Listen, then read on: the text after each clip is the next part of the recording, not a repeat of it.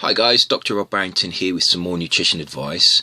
Somebody asked me about cheat meals and whether I thought cheat meals were a good example. And I think the reason that this question came about was because this person had eaten some food that they felt did not fit in with their general healthy lifestyle. I think when we talk about cheat meals, we need to define them first. Cheat meals are quite difficult to define, but they're really foods that you would consider unhealthy and that you would not normally consume as part of your healthy lifestyle, that you may occasionally eat. In other words, you're cheating on your diet, you're cheating on your healthy lifestyle. You may perform exercise as well. You have a healthy lifestyle, but occasionally you may want to eat food that doesn't fit with that lifestyle.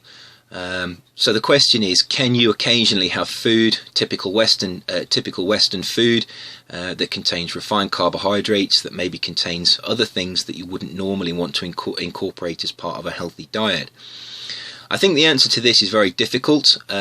It really depends on what foods you're eating and how often you eat them. Certainly, if you eat typical Western food very occasionally, but the rest of your diet is very healthy and you're performing exercise to keep your health, if you're performing exercise for your mental health as well, and you generally have a feeling of well-being in life, you're generally healthy, I don't think that food will have a detrimental effect overall. If we step back and look at the diet as a whole, generally if you're eating 99% of the time, if you're eating healthy food, the 1% of the time that you do eat poor quality foods, and remember, you may have to eat these foods sometimes. You may be at a wedding, you may go out for a meal with friends, you may be limited on food choices. For example, if you're on a road trip somewhere, you may actually be limited on food choices, and it's better to eat something than nothing. So therefore, I don't think you can eat very healthy food all the time. Sometimes you do have to compromise, and this is where maybe the cheat meals come in. What you have to be careful of is, if you accept the concept of the cheat meal, if you accept that cheat meals are acceptable, that you don't start to incorporate them too often into your diet. When the cheat meal becomes a regular occurrence, this is when it can affect your health and it can affect your body composition in the long term. Now, there are some other caveats surrounding the cheat meal that I would also mention.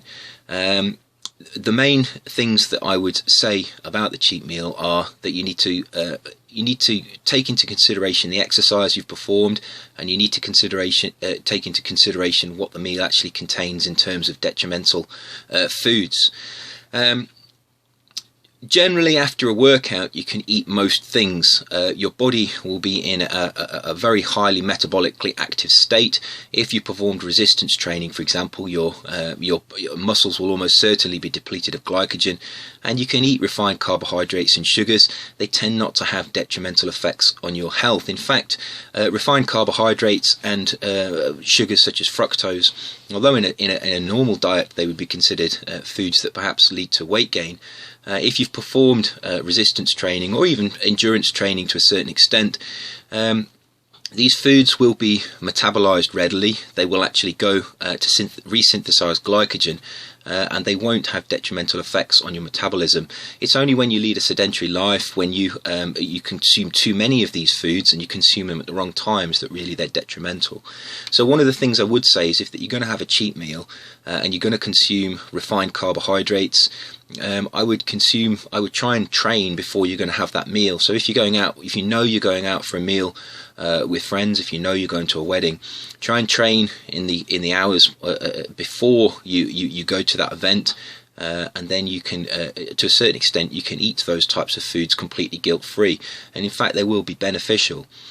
So exercise is very important, and timing a cheat meal around exercise is one way that you can limit the detrimental effects. Now, another thing that you need to consider is there are other things in foods that are detrimental, and these are things that I would never consider eating, even in small amounts. And if I give an example, trans fatty acids. Many Western foods contain trans fatty acids. There's no real safe level of trans fatty acids in the diet. No one has ever been able to say, that X amount of trans fatty acids is safe, but if you go over this level, they become dangerous. All trans fatty acids in the diet appear to be detrimental. So foods that contain trans fatty acids, very fatty foods foods that are overly processed, perhaps foods that have been fried and cooked. These types of foods may contain trans fatty acids or oxidized fats, which are similar types of chemicals. They have similar effects in the body. These types of foods will have a detrimental effect on your health.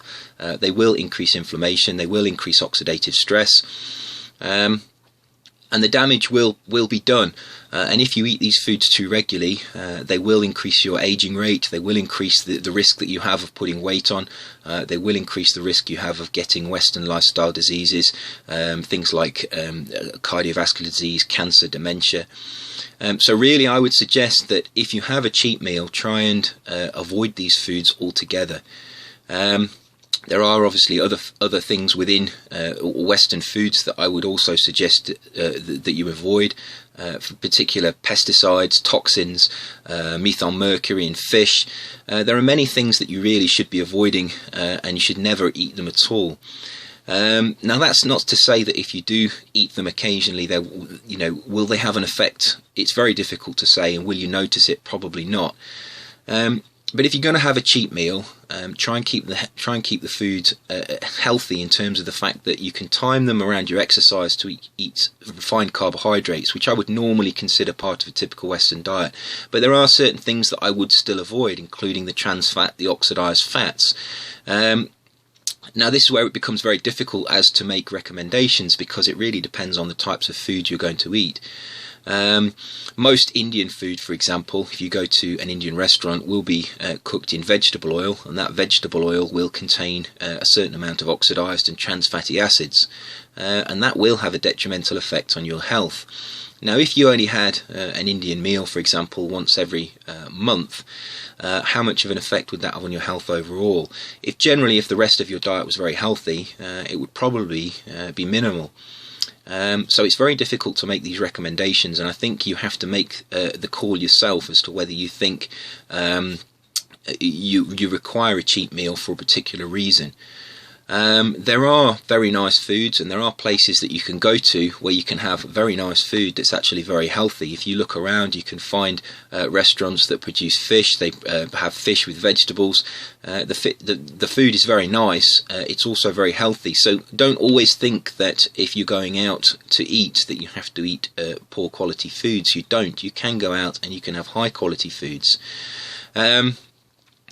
So it's very difficult to make recommendations on a cheat meal. The other thing that needs to be mentioned when we talk about cheat meals is the psychological effects of them, because nutrition is very psychological. Many people don't consider the psychological aspects of nutrition enough, and this is why they often fail, for example, at losing weight or improving their body composition. Sometimes it's very good to have a rest or a holiday from your healthy lifestyle. I would suggest that the psychological benefits you get from sometimes having a cheat meal, from sometimes indulging yourself in foods that are not healthy, is possibly more beneficial than avoiding the foods. It seems counterproductive, but the psychological aspect of having a break from your normal eating habits, is particularly if you're very disciplined, and particularly if you follow a very disciplined exercise regimen.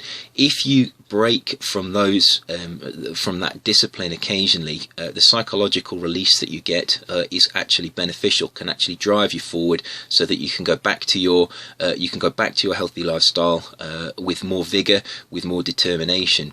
So I would suggest that even if you don't incorporate cheat meals occasionally, that you have a break from your healthy lifestyle. Perhaps maybe if you go on holiday, you have 2 weeks away somewhere, you don't have to eat junk food, but you can relax your normal healthy eating and perhaps eat different foods. I think people are they're too blinkered in their diet. There are many foods that people don't even experience, and it's a good idea to have a change, to have a break psychologically, so that you can go back to your exercise and your healthy lifestyle, and then you can maintain your discipline every day, because it is quite difficult to maintain your focus on a healthy diet sometimes when there are so many temptations around you. There's so many people eating other foods, there's so many nice smells, there's so many nice tastes. It's very difficult sometimes to eat healthy food all the time. And that's not to say that healthy food doesn't taste good. It does. It just takes more preparation, it takes more discipline, and it takes more effort to be able to have that healthy lifestyle than it does to be able to slip into something that's a little bit easier, but the food quality is not so high. So there are some thoughts that I have on the cheat meal. In general, I think cheat meals are possibly not bad, and I think maybe once every couple of weeks, if you do want to go out to a restaurant and have an Indian meal or a Chinese meal, if you for example, you're not going to go to a wedding every couple of weeks, but if you go to a wedding, if you time those meals around training, if you train hard in the gym that day, the damage metabolically is going to be very limited, but also bear in mind that if you eat things like trans fatty acids, they are going to have a detrimental effect no matter whether you've trained or not, but you will get away with eating refined carbohydrates. And then think about the psychological aspects as well. If you feel that psychologically the pressure's building up and you've been following a healthy exercise, you've been doing very well, your body composition's looking good, you've been following a healthy lifestyle for a long period of time, you're very disciplined in the gym, occasionally it's good to slip into a different eating pattern psychologically so that you can then get back into your disciplined routine, and Christmas is a really good time for that to happen, really, because you spend time with your friends and family. Generally your friends and family possibly won't eat the same healthy foods that you do, so a week or two where you eat maybe slightly different foods and eat some foods that you wouldn't normally eat, I think psychologically can do you a lot of good. So I hope those thoughts were of use to you, and they may be able to help you determine whether you think that cheat meals are something that you could incorporate into your diet. If you have any comments on this video, please leave them in the comments box below. I will reply to the comments as I always do, and I will see you next week for another video, and in the meantime, take care.